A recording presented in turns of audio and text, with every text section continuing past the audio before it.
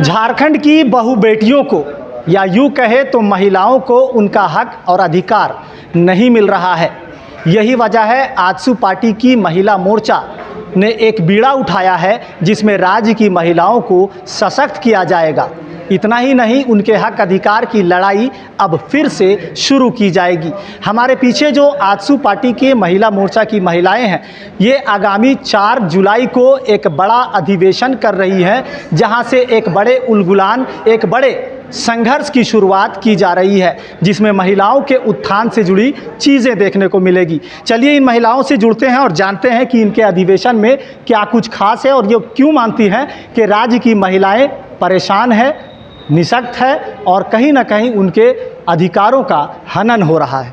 सबसे पहले बात करेंगे महिलाओं के उत्थान की। आप लोग बात कर रहे थे, क्या है इस अधिवेशन में और क्यों इसकी ज़रूरत पड़ी? जी, सबसे पहले आपके चैनल के माध्यम से मैं सभी झारखंड वासियों को अपना जोहार करती हूँ और आपका भी धन्यवाद करती हूँ। साथ ही साथ हमारा जो 4 जुलाई है उस दिन हमारा हरिवंश टाना भगत इंडोर स्टेडियम में अखिल झारखंड महिला संघ का अधिवेशन आयोजित की गई है। यह अधिवेशन विभिन्न मुद्दों पर आधारित है। एक समझ के चलिए कि झारखंड की समग्र राजनीतिक परिप्रेक्ष्य के ऊपर में हमारा यह अधिवेशन जो है होगा। जैसे कि हमारा अधिवेशन में पहला तो पार्टी का जो संगठनात्मक इकाई हैं उन सब का पुनर्गठन ये मुख्य मुद्दा भी है। उसके साथ साथ पार्टी में अभी झारखंड में जो महिलाओं के साथ हो रहा है, जैसे कि आप देख रहे होंगे कि हमारे बहुत दिनों से विधवा पेंशन, वृद्धा पेंशन, दिव्यांग पेंशन, ऐसा नहीं है कि दिव्यांग महिलाएं नहीं हैं, दिव्यांग पेंशन रुका हुआ है। इन सब पेंशनों पे सरकार जवाब कब देगी? तो हेमंत सोरेन की सरकार तो कह रही कि हम अलग अलग तरीके से महिलाओं के उत्थान के लिए अपनी महत्वाकांक्षी योजना चला रहे हैं, तब फिर आप लोग बोल रहे हैं कि उनकी सुरक्षा नहीं है, उनका ये नहीं। जी, सरकार जो भी वर्तमान सरकार होती है उनका यही कहना होता है कि हम बहुत सारी महत्वाकांक्षी योजनाएं चला रहे हैं। तो उन महत्वाकांक्षी योजनाओं का कुछ नाम मैंने अभी आपको गिनाना शुरू ही किया था कि आपने मुझे रोका। जैसे मान लीजिए विधवा पेंशन, वृद्धा पेंशन, दिव्यांग पेंशन, ये सब पेंशन क्यों बंद है? कभी आता है, कभी नहीं आता है। महिलाएं, बुजुर्ग सभी परेशान हैं। तो सबसे पहला सवाल तो हम यही पूछेंगे राज्य की सरकार से कि भाई आप ये सब सरकार बनाने के बाद इन लोगों का हक अधिकार छीने क्यों?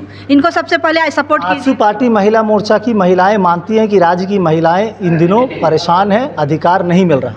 जी, ज़रूर परेशान हैं, क्योंकि देखिए आप आए दिन देखते होंगे कितने सारी महिलाओं के साथ रेप हो रहा है, कितने सारी महिलाओं के साथ छिनैती हो रही है, चैन पहन के निकलना ही आफत हो गया। मतलब कानून व्यवस्था पे सरकार का कोई लगाम नहीं है। चलिए, कानून व्यवस्था पर लगाम नहीं है, वर्तमान समय में महिलाओं की स्थिति को कैसे आंकती हैं आप लोग? आज छोड़ दीजिए, दूसरा कर दीजिए। वर्तमान समय में महिलाओं की, हाँ, जैसे कि मैं बोलना चाह रही थी कि जैसे महिलाएं जो हैं अभी आपका क्या मैं बोलना चाह रही थी, भूल गई। महिलाओं का जो आपका हक और अधिकार की बात सरकार करती है। आप अगर एक चीज़ का एक योजना जो इनकी सबसे महत्वाकांक्षी योजना है, सारी योजनाएं ये भूल चुके हैं, एक ही महत्वाकांक्षी योजना है इनकी मैया योजना।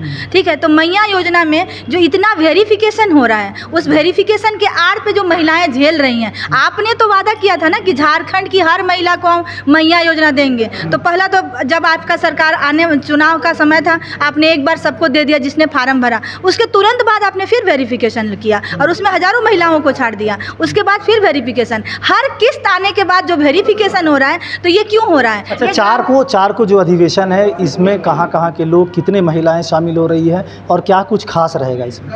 देखिए, हमारे पूरे राज्य के 24 जिलों से महिलाएं आएंगी। हमारे पार्टी के पंचायत स्तर से लेकर केंद्रीय महिला पदाधिकारी शामिल होंगे। इसमें करीब 10,000 से भी अधिक महिलाएं पूरे झारखंड प्रदेश से जो पदाधिकारी हैं वो उसमें शामिल होंगी। और हमारा सत्र जो है सो 2 सत्र में होगा। प्रथम सत्र में हमारे कार्यक्रम, पार्टी का जो रूपरेखा है, जो हम नए पदाधिकारियों का गठन करेंगे, नई भावी कार्यक्रमों को जो तय करेंगे, और उसके बाद हमारा पार्टी का जो संकल्प होगा कि हम झारखंड के परिप्रेक्ष्य में महिलाओं के लिए किन किन संकल्पों पे काम करेंगे। पहले सत्र का ये सारे मुद्दा रहेंगे और दूसरा सत्र जो होगा 2 घंटे के ब्रेक के बाद, खाना भोजन के बाद, हमारा दूसरा सत्र ओपन सत्र होगा। प्रथम सत्र में डेलीगेट्स जो हैं हमारे प्रतिनिधि वो शामिल होंगे, करीब 2000 आसपास में वो रहेंगे। उसके बाद जो हमारा सत्र होगा वो ओपन सत्र होगा, जिसमें 10,000 से ज़्यादा महिलाएं शामिल होंगी। आपने कहा था कि हेमंत सरकार की योजनाओं को कैसे विफल हो रही है, कैसे नाकाम हो रही है, उनको उजागर भी करने की बात कही थी आपने।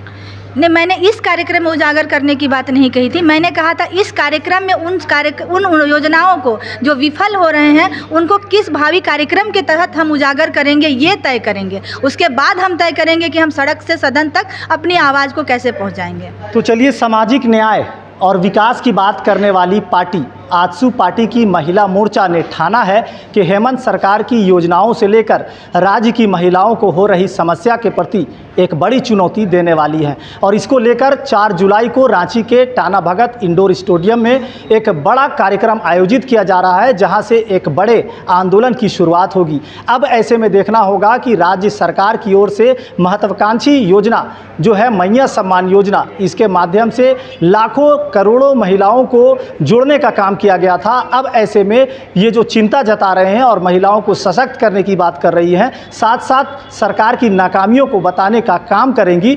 ये देखने वाली बात होगी कि आने वाले समय में अब ये आजसू पार्टी की महिलाएं क्या कुछ एक नया विकल्प, क्या कुछ एक नया इनकलाब लाने वाली है।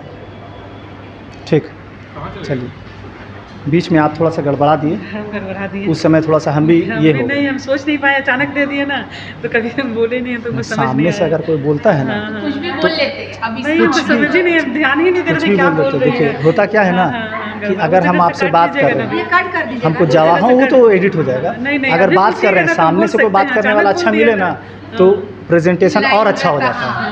हम लोग चाह रहे थे कि इधर आप बोल दीजिएगा, तो उधर आप ले गए तो हम भी नहीं बोल सकते कि थोड़ा इधर। नहीं, घर रहने का मकान भर नहीं, ये खुशियों की तिजोरी है।